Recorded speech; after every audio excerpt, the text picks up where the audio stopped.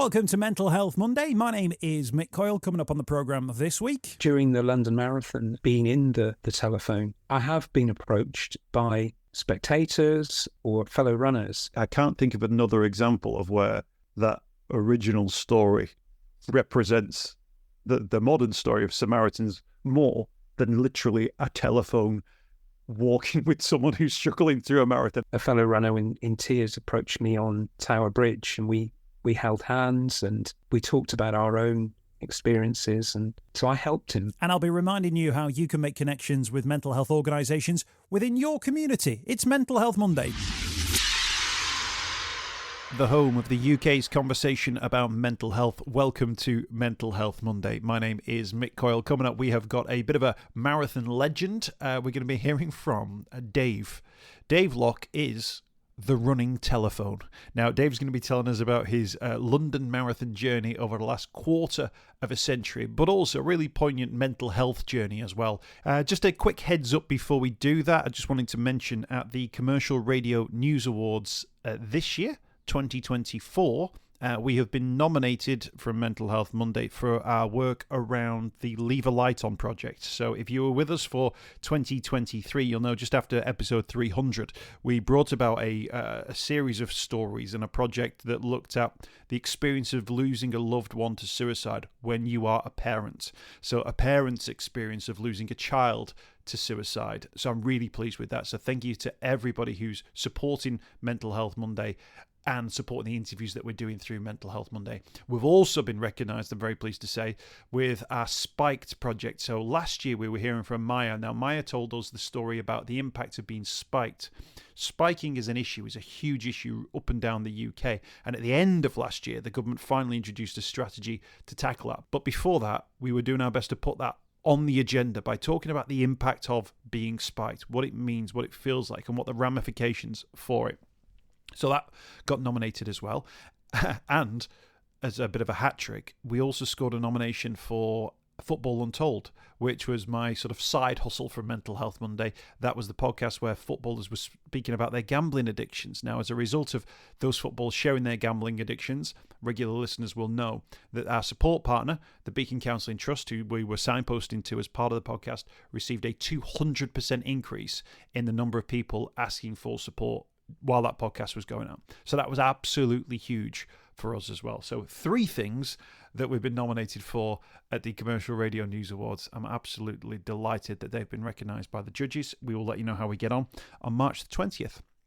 Now, this year, the Samaritans team captain at the London Marathon is Dave. Dave, the running telephone. Now, if you follow the London Marathon on a regular basis, you'll know what Dave looks like. He's basically a giant telephone, but he has competed in marathons all over the world for Samaritans. So far, he's raised more than £50,000 and he's run more than 730 miles.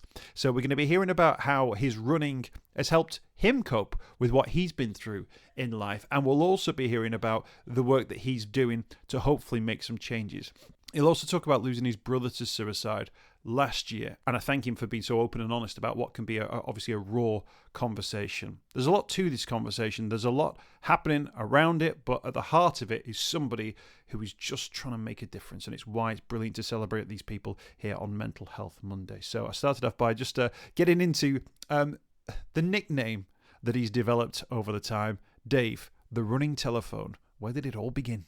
Yes, it began in year 2000 when, having completed one London Marathon dressed as Big Ears to promote the listening aspect of Samaritans, I didn't think that was, if you like, a big enough fancy dress.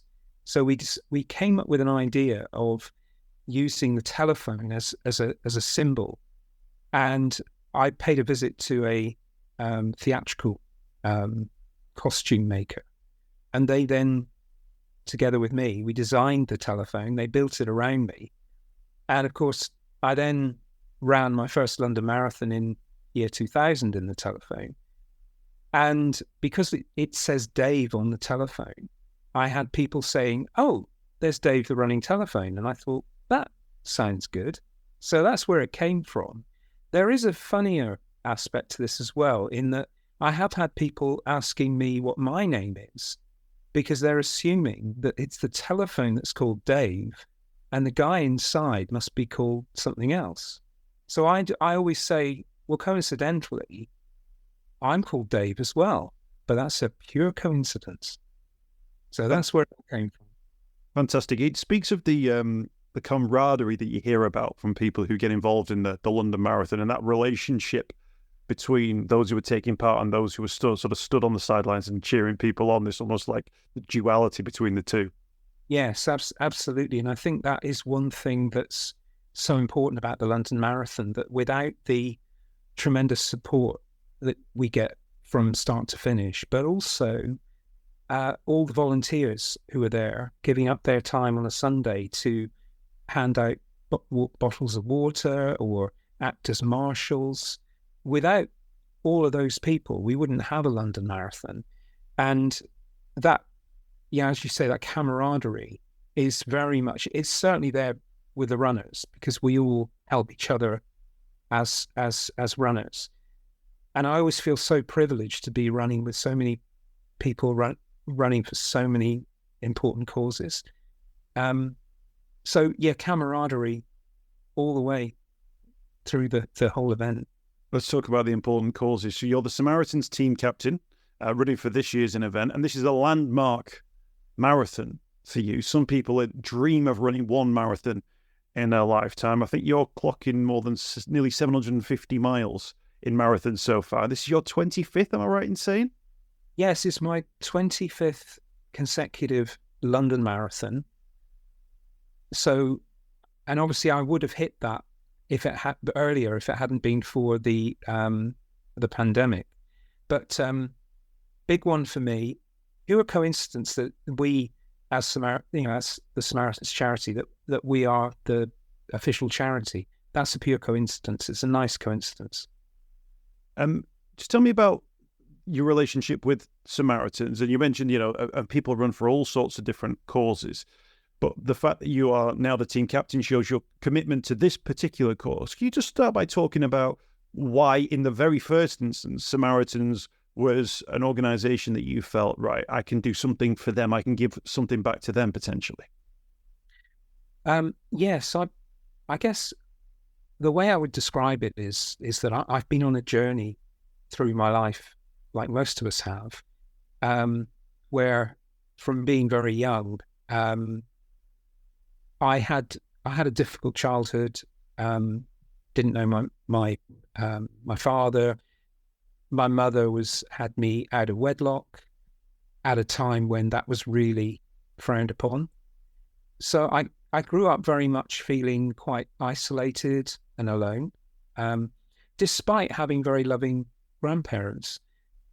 As I got a bit older, I started to experience quite a lot of issues where, so for instance, my mother died when I was 17, but I was confused because I never really knew my mother, but I felt society's telling me I need to grieve, and it felt very difficult. That kind of resulted in some self-loathing and self-esteem issues. And then I lurched my way through some very difficult relationships, and that culminated in a marriage that went wrong. And then everything seemed to get to a point where I just didn't see any point in carrying on. And I very, very rapidly descended into a situation where I wanted to take my own life. I thought that was the only way out. I didn't think anyone really would be that bothered if I disappeared.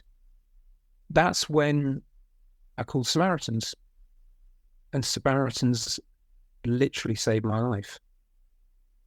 It was a very difficult period following that call, and it wasn't just one call. I was a regular caller. Eventually, the support that I got from Samaritans enabled me to develop my own, if you like, coping mechanisms, and they're very personal to me, and they work for me. So, for example, one of my coping mechanisms is running as Dave the Running Telephone, because it's the one thing in my life where I get a really warm feeling, because I know I'm helping people. I know I'm doing something which is valued, and which is and I meet so many people who give me a hug, and whether it's, virtual or real. And that's one of the main coping mechanisms for me. Following being a caller, I eventually got to the point where I felt strong enough to become a listening volunteer. So I joined my local branch, Waltham Forest, as a listening volunteer. And that was in the late 80s. I then became the chair of that branch. So I saw the sort of back office necessaries that you have to do to keep a branch running, which again gave me the sense of, wow, this isn't cheap. We need funds to keep the branches open. And then I had been a runner before I had my breakdown. But when I had my breakdown, I stopped running. So, I ran my first marathon in 1985. I had my breakdown probably, I suppose, 88, 89-ish. I fell out of love with running. And then I think I felt it was tugging at me. I had friends who were running, calling me and saying, well, why aren't you carrying on running? So I started running again, and I decided that I'd combine things together, and I ran my first marathon for Samaritans in 98 in New York City. And then I got the bug then, and it was then, yeah, let's just put all of this together. And the whole thing now for me with Samaritans is that it's something that's my, it's a personal mission for me to really help people. And by helping people, I help myself. And that's what works for me. It doesn't, there are still bumps in the road, but I feel I can cope with those bumps in the road because I have those coping mechanisms. It's not easy. It's not one of those sort of black and white things where you've got a coping mechanism and you say, hey, everything's great. But I definitely feel more resilient mentally than I did 30, 40 years ago. Can you put your finger on what it was during those conversations that made you think, I am talking to someone, but also I am seeing a benefit of this? I think sometimes when people hear about helplines or phone lines, they have a threshold fear where they think, what are they going to say to me? What am I going to say to them? But obviously you felt through those numerous conversations that you were getting something from it. Is there a way of putting into words what it is that you felt that you were benefiting from, that somebody else listening to this might go, okay, I want a piece of that. I want to go and try and find a piece of that. When you mentioned that, there was something immediately came into my head, which is the power of having someone who is listening to you without judging you. That was what really helped me, because I'd been judging myself so much and saying really horrible things to myself. You're worthless. You're you shouldn't be here. When I picked up a telephone and I spoke to a Samaritan volunteer, I felt that I was being listened to, and no one was actually saying to me, cutting me off and saying, well, that's a really bad thing that you did, or no, I can understand why people wouldn't think that you're important because you were, born out of wedlock, that kind of thing. There was none of that. It was just simply, really genuine listening. And I think also it was I suppose it was also the tone of voice. It was someone who the way that they spoke, really, they spoke from their hearts, and they spoke in a way that wasn't, well, come on, get on with it. I've only got a few minutes here. It was genuine. Someone was really there in that moment for me, and they were listening. And, that really important thing for me, because I remember my time as a volunteer when I took some calls from people who claimed to have done, committed very serious crimes and then regretted it. It was so important to not judge people. And that for me is the power of Samaritans. And that's one of the key things that I have in my head when I'm running. And you talked about that. It enabled you to sort of grow your own resilience. Yes. Through those conversations.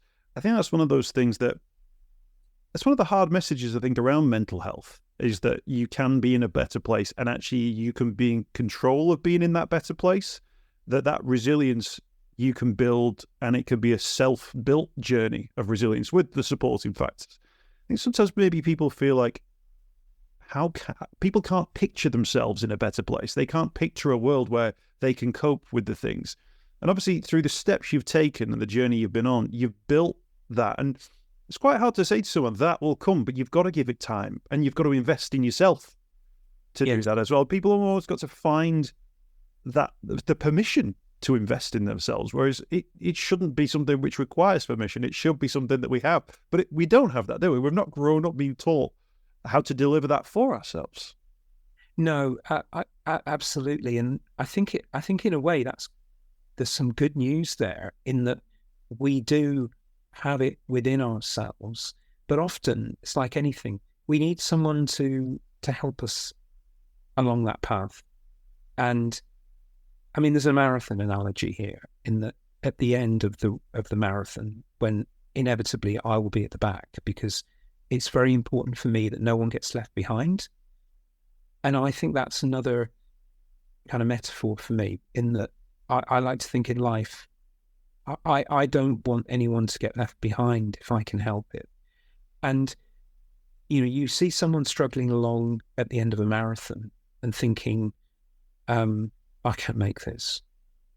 And my heart goes out to them, and I go and speak to them, and I say, come on, let's do this together. I'll stick with you, and I'll get you to the end. And that for me is almost like a Samaritan mission in action, because I mean, I spent some time in a residential centre when I had a bit of a relapse. And again, my therapists there, they all said to me, Dave, it's not about me giving you a sort of list of things that you should do. It's about me enabling you to create your own list of coping mechanisms and work out, what's right for you. And I think that's why it's so important that if a Samaritan on the telephone can enable the caller to solve, not necessarily solve their own problems, but to get a perspective on their problems, then you can then enable the caller to get to a point where they can rationalize it and understand, okay, I might not be able to take, to solve this particular problem, but what I can do is it's kind of the Samaritan message we've got at the moment. I can believe in a better tomorrow because I've got it within myself to cope with what's happened to me, because I now feel confident enough to talk about it, to talk about how I feel. I think also, Mick, one of the really important things that I jotted down on my notes, it's about also making people feel there's no shame in talking about these things. You wouldn't turn up at A&E with a broken leg and feel ashamed, you would. So it's in the same way we have to get people thinking that mental health is something that we all have it, and we all have our ups and downs. So for me, again, it's about that that sort of not leaving anyone behind and making sure that people who need help reach out. That's what I would say. Always, reach out to someone. And the beauty of bringing Samaritans is that, number one, it's anonymous. And number two, in a way, the caller's in control.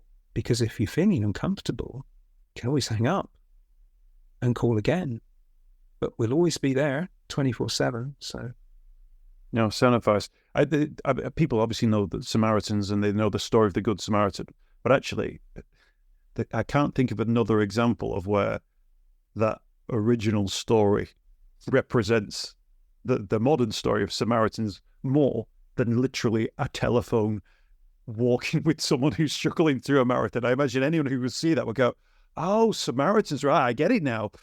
get people over the line. And I think as well, as you said there, with that you wouldn't show up feeling ashamed of yourself if you've broken your leg. If you're at A&E, it's very similar when people talk about they've had a cough or a cold throughout the January months, and people will openly have that conversation, but they have it knowing that the people you have that conversation with know that person knows what Lemsip is, knows what paracetamol is, knows what honey drink is, and a blanket and a fire and watching TV for a couple of days.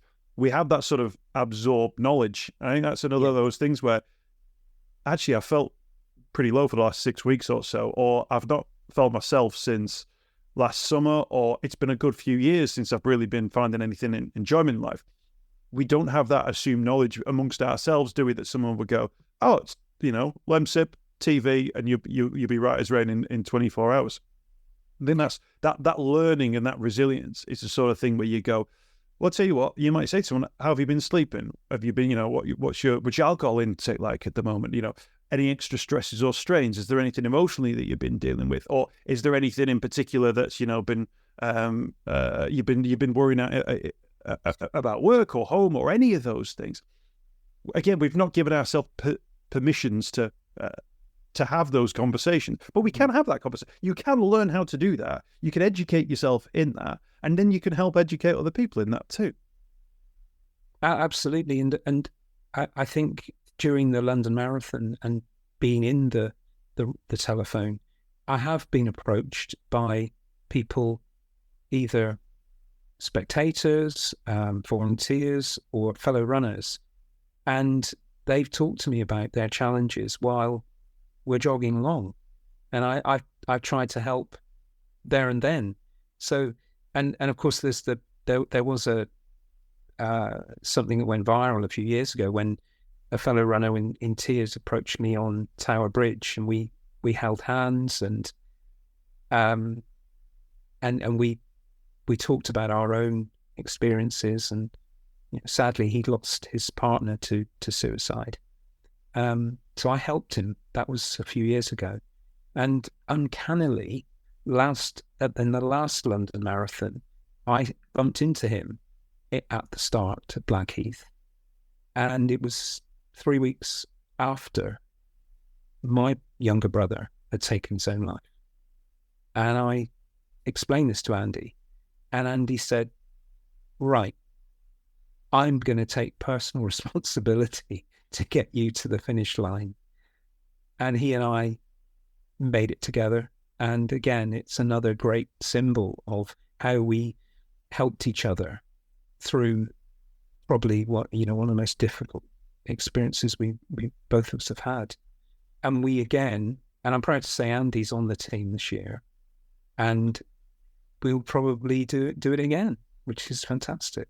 Well, that is absolutely amazing. After all those years of running marathons for Samaritans and the work you're doing and the stuff you'd seen behind the scenes, was losing your brother, was that like another reminder of why it's so important that we get these messages across?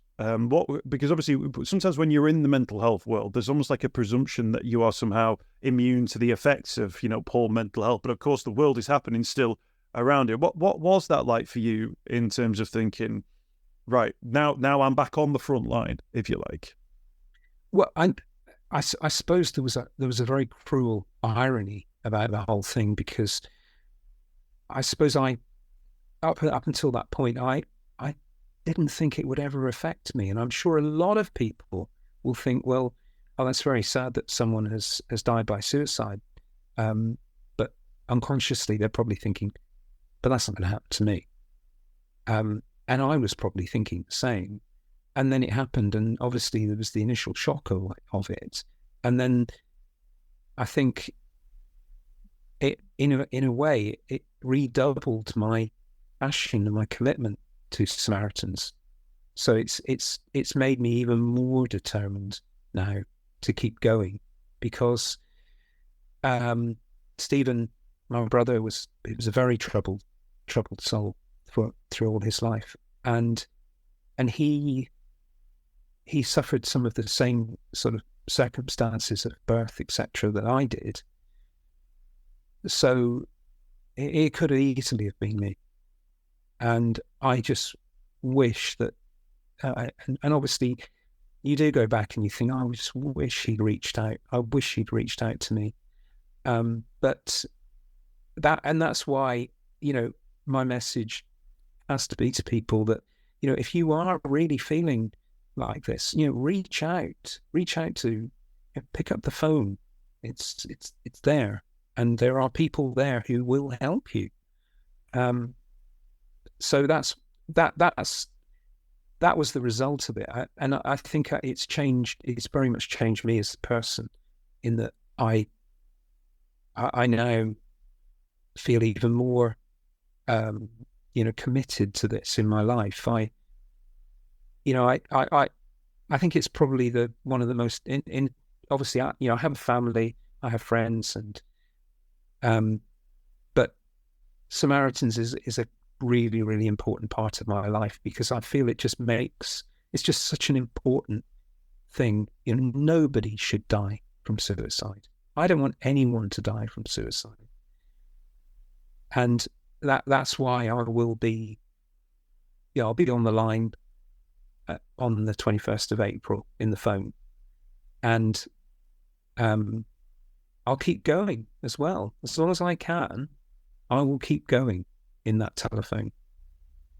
That's fantastic, and thank you for being so open and honest with your own story, and obviously sharing your brother's story as well. 116123. I say it at the end of every single podcast, so people will know that we always give the mention. Samaritans.org as well. The website's got loads of different information on there. There was an aspect to the story though, Dave, I want to mention around, and it's a slightly different aspect around mental health, but it's a phobia thing. Now, people might be surprised to hear that you have a phobia of bridges. Is that right? And is that I've not clocked how many bridges there are across the marathon route, but if someone was going to say you're going to run 25 London marathons, and you're going to have a phobia, what's the coping mechanism there? How have you got to? Does being inside the giant telephone help at that point? Well, yeah, it's a strange thing. There is a name for it, and I just forget it.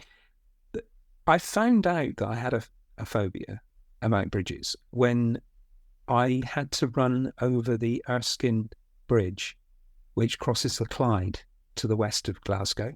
Now, if anyone knows, that is very high, that bridge.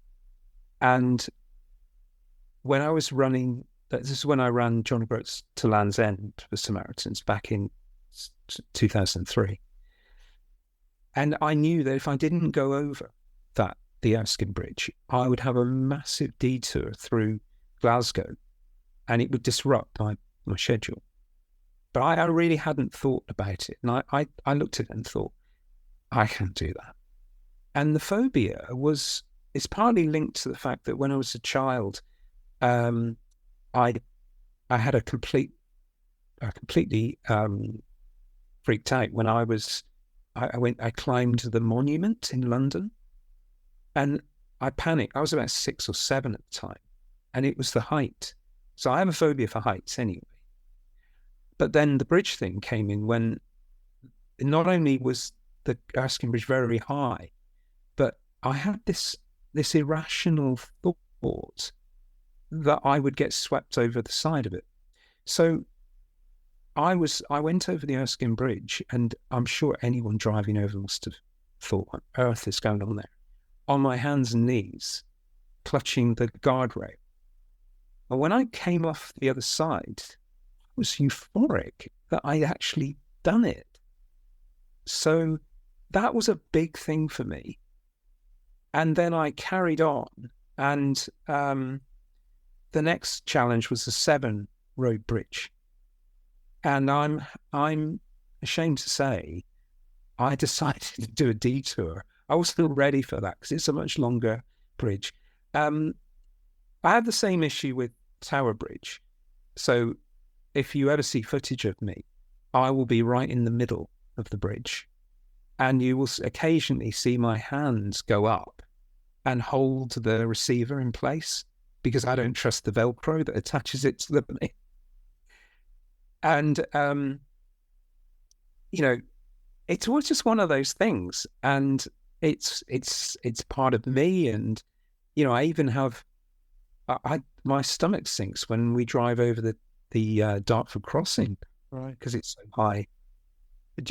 It just goes to show that, doesn't it, that there's always the challenge, there's always something going on in the background, and that sometimes people maybe think, oh, well, Dave's sorted now, he knows because he runs for Samaritans and, he's done it all before. But equally, there are those stories that are going on. And the Erskine Bridge, as you mentioned, for anyone who's never seen it, how would you describe it? It's like a flyover on steroids, isn't it? It's so high. It's incredible. It's one of those bridges so high that if it's raining, there's no point standing underneath it because the rain just comes in underneath it. Because I've tried to do that myself. David, we're running low on time.